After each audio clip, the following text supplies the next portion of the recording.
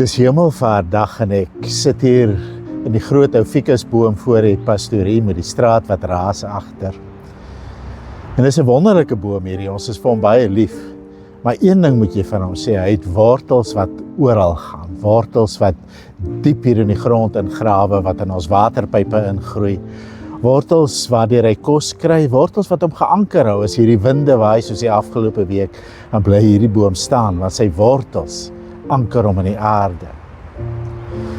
Op julle skerms gaan julle nou 'n prentjie sien van 'n ander soort boom, 'n onmoontlike boom. Die boom se wortels is nie in die aarde nie, maar in die hemel. Die boom groei onder toe, na die aarde toe, maar sy krag kom van bo af, uit die hemel uit. En hierdie onmoontlike boom is eintlik 'n prentjie van ek en van jy. Dis 'n prentjie van hoe ons lewens lyk as gelowiges na die hemelvaart van Christus. Ons wortels lê in die hemel. En om dit vir julle duidelik te maak, wil ek 3 gedeeltes lees uit die Efesiëbrief waarmee ons besig is. 3 gedeeltes waarin Paulus elke keer die begrip voluit gebruik, maar waarin hy in die middelste een ook praat van ons wortels. So kom ons begin by Efesiërs 1 van vers 20 af, waar Paulus praat oor die krag van die Here. Dan sê hy die krag wat hy uitgeoefen het in Christus, toe hy hom uit die dood opgewek het en hom laat sit het aan sy regterhand in die hemele, bo elke owerheid en gesag en mag en heerser, ja, bo enige naam wat genoem kan word, nie alleen in hierdie bedeling nie, maar ook in die toekomstige. Hy het alles onder sy voete gestel en hom aan die kerk gegee as die hoof oor alles, die kerk wat sy liggaam is, die volheid van hom wat alles in almal vul. En dan wil ek blaai na Paulus se gebed in Efesiërs 3, vers 14. Om hierdie rede buig ek my knieë voor die Vader, van wie elke geslag in die hemel en op die aarde sy naam ontvang. Ek bid dat hy vir julle na die rykdom van sy heerlikheid dit sal skenk, om deur sy gees met krag na die innerlike mens versterk te word, sodat Christus deur die geloof in julle harte mag woon, terwyl julle in die liefde gewortel en gegrond is, sodat julle volledig in staat mag wees om saam met al die heiliges tot die besef te kom van die breedte en die lengte en die hoogte en die diepte, ja, om die liefde van Christus te leer ken, wat alle begrip te bowe gaan, sodat julle gevul mag word met al die volheid van God. En dan in hoofstuk 4 praat Paulus spesifiek oor die hemelvaart.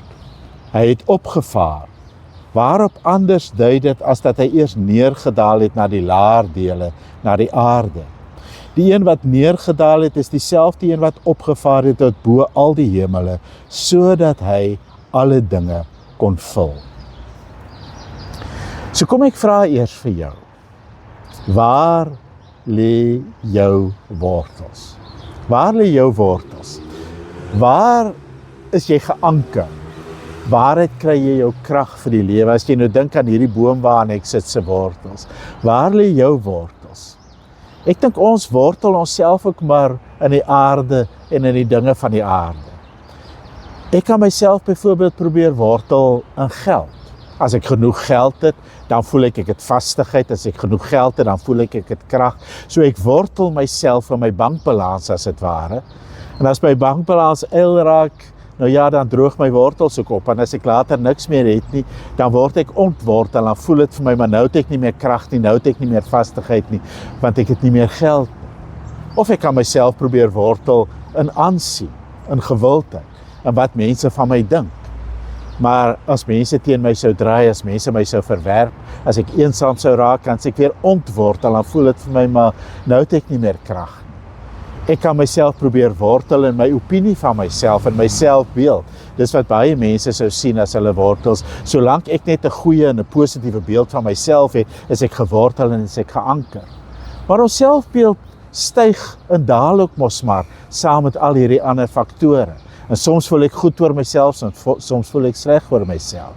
Die punt is, as ek myself probeer wortel in die aardse dinge waarin ons onsself gewoonlik probeer wortel, dan droog my wortels baie maklik weg. En dan kan ek baie maklik ontwortel voel, kragteloos voel, onstandvastig voel.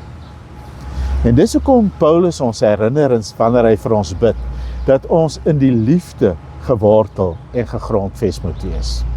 Maar dan moet ons baie mooi verstaan, wat bedoel hy met die liefde waarin ons gewortel is.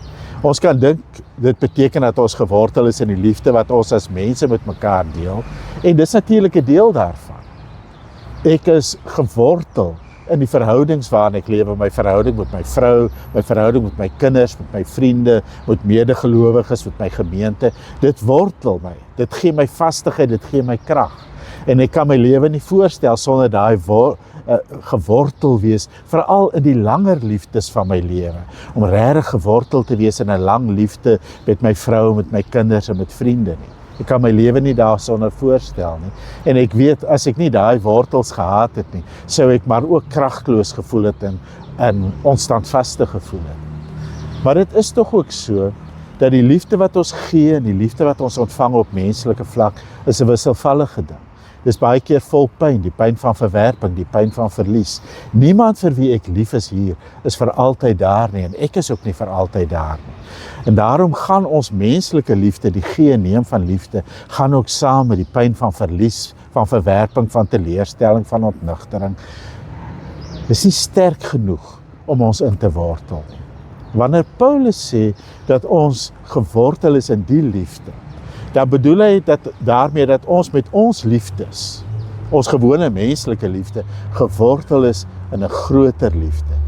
Die liefde wat God aan ons bewys het in Christus Jesus, ons Here. En dit is juis waar die manier waarop hy oor die hemelvaart praat vir ons belangrik was. Hy sê vir ons in Efesiërs 4, dat Christus neergedaal het. Christus is die Seun van God wat mens geword het en wat neergedaal het uit die hemel na ons toe.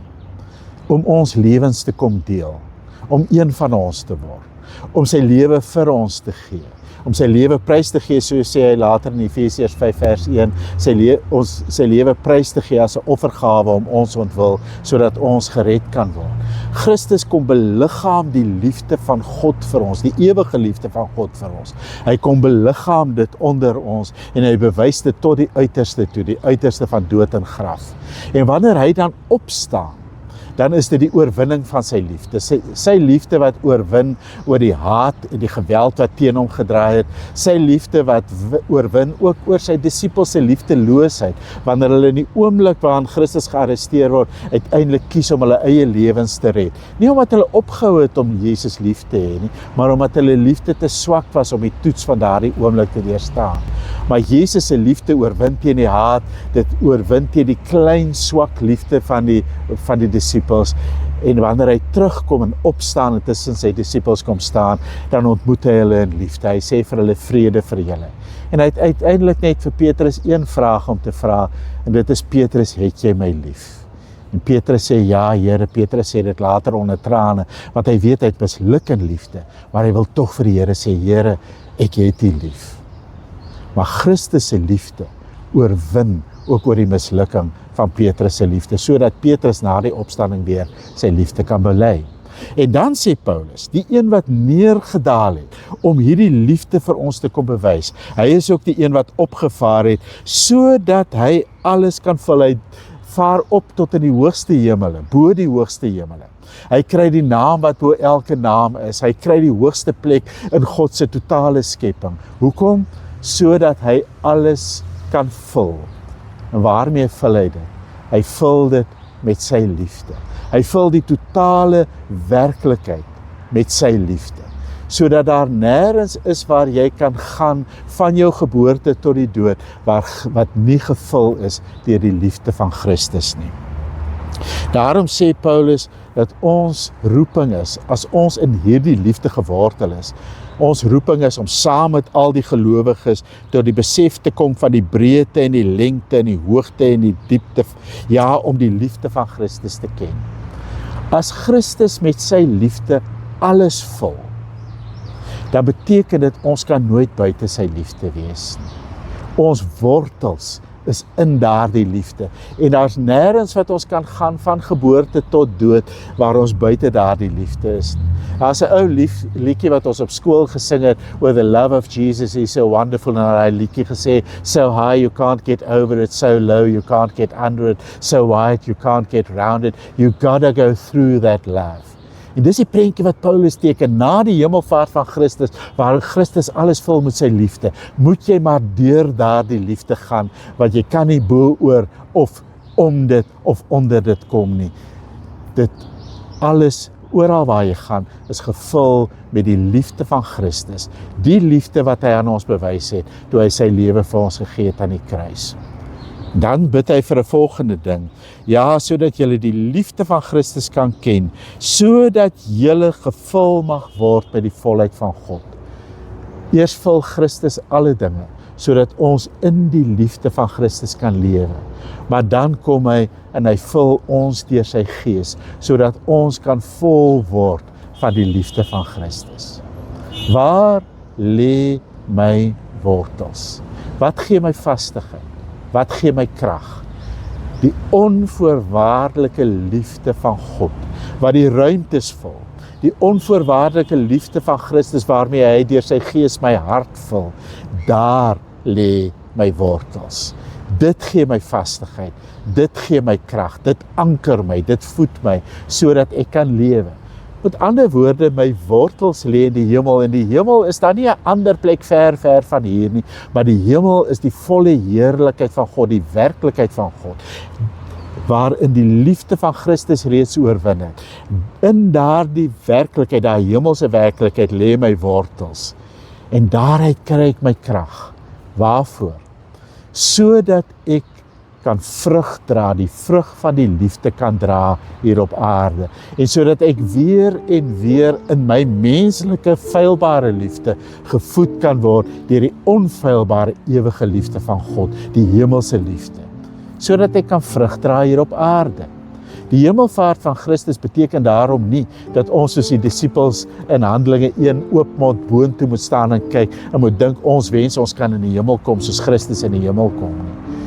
Die hemelvaart van Christus beteken dat ons krag kry, die krag van sy hemelse liefde, om vrug te dra hier op aarde, sodat ons gestuur kan word om getuies te wees, getuies van die lewende Here, deur die liefde wat ons gee, deur die liefde wat ons ontvang, die liefde wat gevoed word uit die volheid van God se liefde in Christus. Amen. Mag jou wortels lê in die genade van ons Here Jesus Christus, sodat jy kan groei om al meer soos Christus te word. Mag jou wortels lê in die ewige liefde van die Vader, sodat jy kan groei om al meer die vrug van die liefde te dra. Mag jou wortels lê in die gemeenskap van die Heilige Gees, sodat jy kan uitgroei en kan sterk wees en ander mense kan versterk deur die verhoudings wat die Gees tussen ons smee. Amen.